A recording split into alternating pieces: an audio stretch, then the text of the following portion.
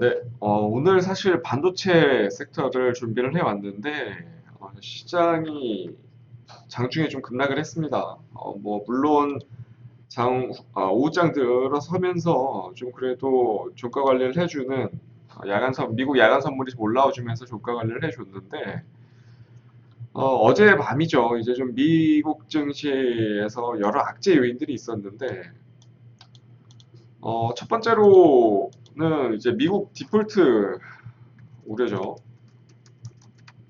이제 옐런 재무장관이 연방정부 자금이 좀 고갈될 거라고 좀 지난달에도 한번 언급을 했던 것 같은데 이번에 다시 좀 재언급을 하면서 디폴트 가능성을 좀 시사한 게 주된 원인이었고요. 그리고 두 번째로는 어제에 이어서 시장 금리가 또 상승을 하면서 기술주 중심의 낙폭이 확대된 것들이 가장 큰 오늘 시장의 하락 요인이었습니다. 근데 중요한 거는 이 어느 정도 국채금리 상승 기조가 다음 주까지는 이어질 것이라는 게 사실 시장의 예측이었기 때문에 이런 부분들이 시장에 주어지는 영향들은 저는 개인적으로 좀 제한적일 것이라고 좀 예상을 했습니다. 하지만 파월 연준 의장이 테이퍼링 조건 충족 관련한 발언을 여기서 한번 더 하면서 어제 해외 증시, 그러니까 미 증시가 생각보다 예상한 것보다 조금 더 많이 빠진 느낌이 있었습니다. 그렇다 보니까 오늘 좀 오전에 잠깐 눌렸다가 지금 이 시간에 그래도 야간 선물, 그러니까 미국 야간 선물이 많이 회복을 하고 있는 그런 상황이다 보니까 그래도 그러한 요인들 때문에 지금 국내 증시도 막판에 좀 힘을 내준 그런 모습은 있었습니다. 그럼에도 불구하고 지금 삼성전자랑 SK하이닉스 같은 경우는 각각 3% 정도씩 하락을 했는데 어, 유독 오늘 좀 지수보다도 조금 더 안 좋은 흐름을 좀 보여줬습니다. 시초가부터도 마찬가지였고요.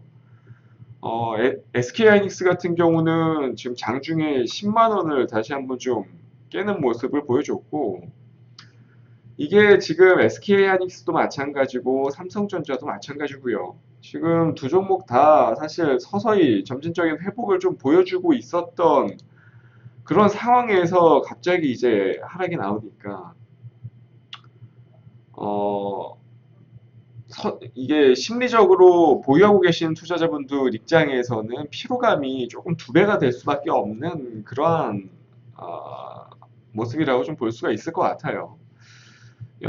일단 삼성전자나 SK하이닉스 두 종목 모두 사실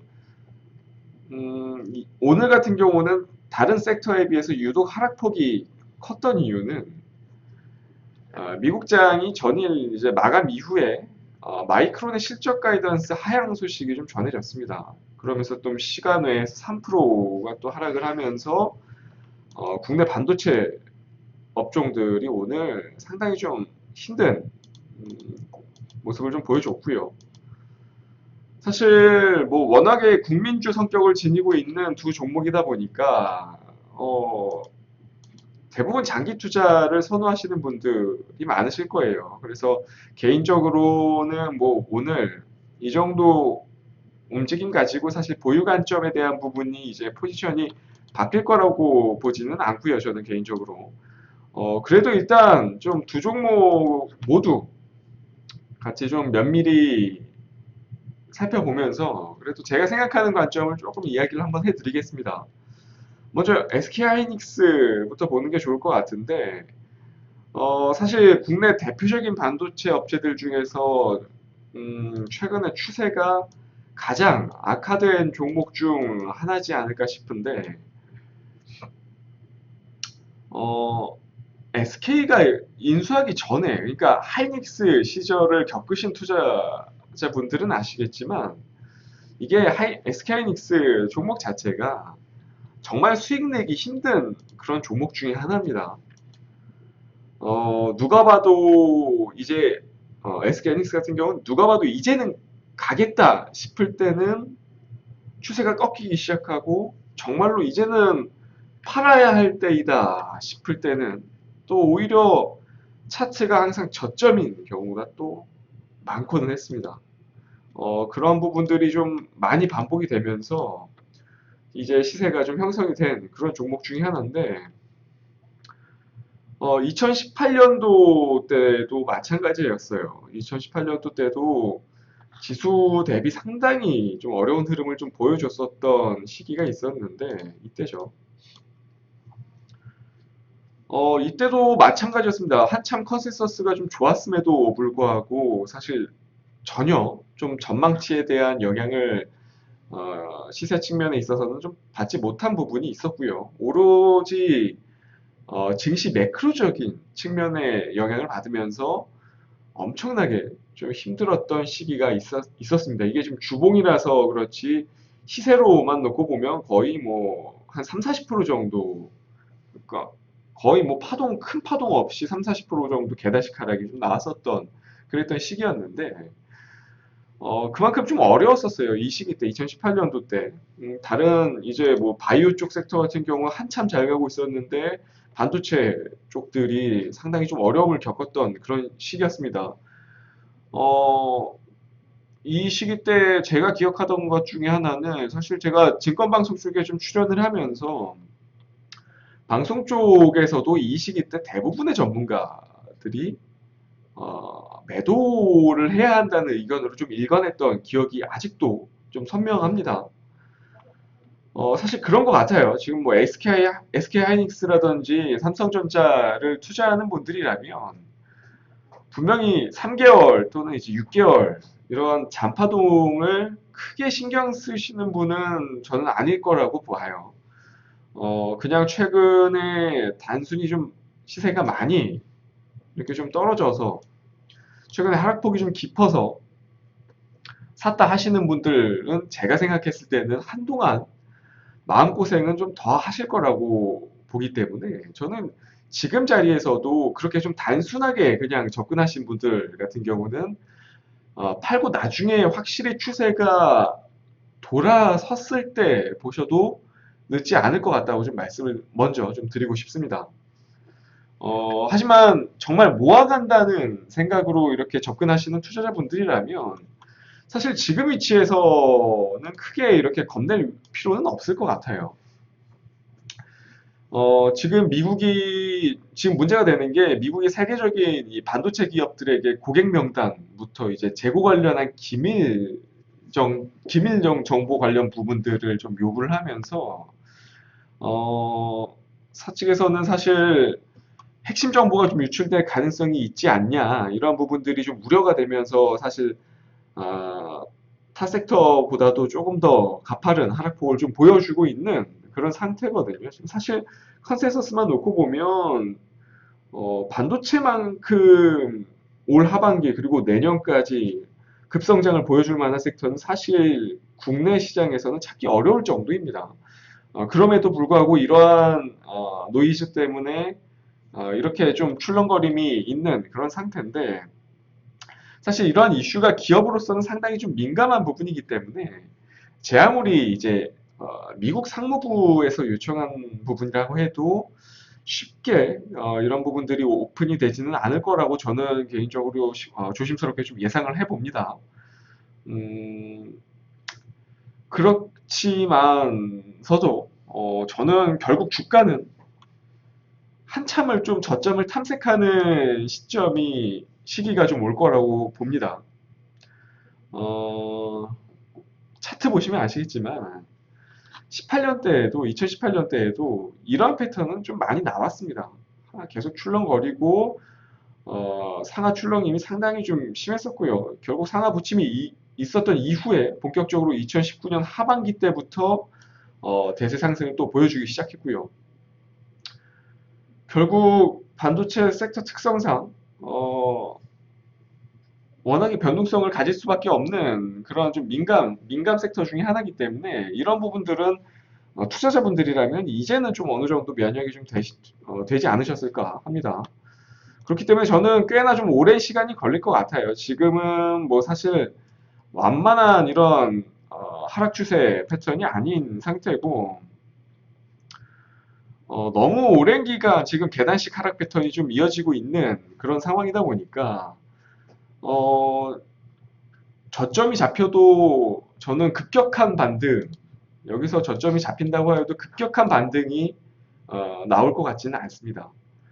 그 이후에 저는 개인적으로 최소 바닥에서 한 3개월 정도는 기간 조정을 거친 이후에나 다시 추세가 좀 서서히 형성되지 않을까 싶고요. 결국 SK하이닉스 같은 경우는 저는 여기서 한 파동 더 빠진다고 보는 관점이거든요. 그렇기 때문에 9만 원 정도까지는 개인적으로 좀 열어놓고 좀 보셔야 되는 그런 위치라고 좀 생각을 합니다. 지금 뭐 초대형 반도체 사이클에서 사실 가장 중요한 건 시장 컷에 있어서는 지금 크게 의미가 없어졌기 때문에 뭐 실적이라든지 실적 전망치는 크게 지금 현재 위치에서 주가에 영향을 주지 못한다고 봅니다. 결국 그렇기 때문에 삼성전자 역시 저는 좀 마찬가지로 보는 관점이고요. 지금 두 종목 모두 외인의 비중이 사실 지금 50% 전후거든요. 이 말은 아무리 삼성전자, SK하이닉스의 실적 전망치가 높고 또 이제 뭐 본격적인 반도체 사이클이다 뭐다 해도 외인의 현물 포지션이 원하지 않으면 결국 이 시세를 위로 분출해내기는 정말 어렵습니다. 물론 삼성전자 역시 추세적 하락, 즉 작년 11일, 12월에 발생한 이 대시세, 이 대시세를 역행할 만한 움직임은 나오지 않을 거라고 저는 봅니다. 하지만 앞서 말씀드렸듯이 반도체 섹터 같은 경우는 한 파동 정도는 어, 남았다고 봅니다. 하락 파동이 한 파동 정도는 좀 남았다고 보는 관점이기 때문에 결국 여기에서 위아래로 흔들면서 한 차례 정도는 7만 원을 한 차례 이탈시키는 흐름이 좀 나오지 않을까 싶어요. 요 정도 라인을 이탈시키면서 대략 한 6만 7천 원에서 6만 8천 원 정도 라인 가격이 오면 정말 좋은 매수 위치가 되지 않을까 싶고요. 지금 기존 보유자 분들 같은 경우는 대부분 지금 매수 단가가 뭐 한 8만 원 정도, 8만 원에서 8만 5천 원 정도 매수 단가가 많으실 것 같아요. 그런데 지금 위치는 아직은 추가 매수를 할 위치는 저는 아니라고 개인적으로 생각을 하고요. 지금 섣불리 추가 매수를 하시려는 분들 역시 조금은 참고요. 시황을 조금 더 지켜보는 것을 권해드리고 싶습니다. 개인적으로 지금 글로벌 시황이랑 반도체 업황과 또 뭐 이제 각종 전망 등을 토대로 생각을 해보면, 계산을 해보면 저는 6만 8천 원, 삼성전자 같은 경우는 6만 8천 원이 마지노선이라고 봅니다. 그렇기 때문에 개인적으로는 이 가격 7만 원을 이탈시키는 시점부터 추가 매수에 좀 돌입을 하시면 그래도 또 좋은 투자 전략이 만들어지지 않을까 싶고요. 그리고 역시 마찬가지로 삼성전자 역시 SK하이닉스랑 비슷합니다. 결국 큰 흐름에서는 동조화될 수밖에 없는 종목이기 때문에 삼성전자 역시 만약에 7만 원을 한 차례 이탈시킨다고 하더라도 한 3개월 정도의 기간 조정은 분명히 필요할 거라고 보여집니다. 그 이후에 저는 반등이 나올 거라고 생각을 하고요. 결국 진짜 반등은 내년 상반기 정도에나 가능하지 않을까 싶어요. 올 하반기까지는 조금 어려운 흐름이 이어질 것 같고요. 적어도 내년 1분기가 지나고 나서야 다시 결국 성장성에 대한 프리미엄이 좀 주어질 거라고 좀 예상을 하기 때문에 그 전까지는 조금 어려운 흐름이 이어질 거라고 좀 봅니다. 그렇기 때문에 무조건 이제 삼성전자, SK하이닉스 이 두 종목은 안전하니까 안전하니까 투자한다. 이 마인드는 조금 지금 현재 시점에서는 버리는 게 좀 맞을 것 같고요. 물론 그 말이 틀린 말은 아닙니다. 주식시장에 들어온 분이라면 다만 그런 부분들 좀 충분히 기회비용 등 수익을 좀 생각해야 하지 않나 싶고요. 정말 이번 사이클에서 사실 삼성전자라든지 SK 하이닉스보다 훨씬 더 월등하게 좋은 대안의 종목들이 많이 있었거든요. 그렇기 때문에 앞으로도 그럴 거고요. 고집하실 필요는 없을 것 같습니다.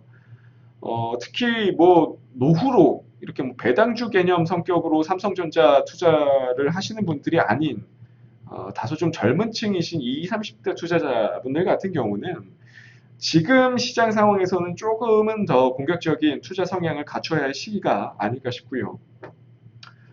뭐 그렇다고 뭐 이렇게 마냥 안 좋게 보지는 않습니다. 아까도 말씀드렸지만 지금 뭐 여러 산업 지수 중에서 필라델피아 반도체 지수가 가장 견고합니다. 그만큼 향후 최소 5년간은 반도체 쇼티지는 계속해서 좀 이슈화될 수밖에 좀 없기 때문에 기존 보유자분들이라면 사실 뭐 너무 걱정하실 필요는 없으실 것 같고요. 조금 긴 호흡으로 바라봐야 한다 정도로 정리를 하면 될 것 같습니다. 그리고 신규 진입을 좀 노리고 계신 분들이라면 이 앞서 좀 설명드린 내용들을 좀 잘 참고하셔서 좀 더 좋은 시기에 진입할 수 있도록 좀 참고를 해주셨으면 좋겠습니다. 이번 주 들어서 좀 이렇게 계속해서 좀 힘든 시장이 이어지고 있는데 시장은 결국 또 오르면 떨어지고 떨어지면 또 오르는 시기가 옵니다. 그러니까 너무 또 걱정하지 마시고요. 저는 또 다음 주 이 시간에 더욱더 좋은 내용들 준비해서 가지고 오도록 하겠습니다. 오늘도 시청해주셔서 감사합니다.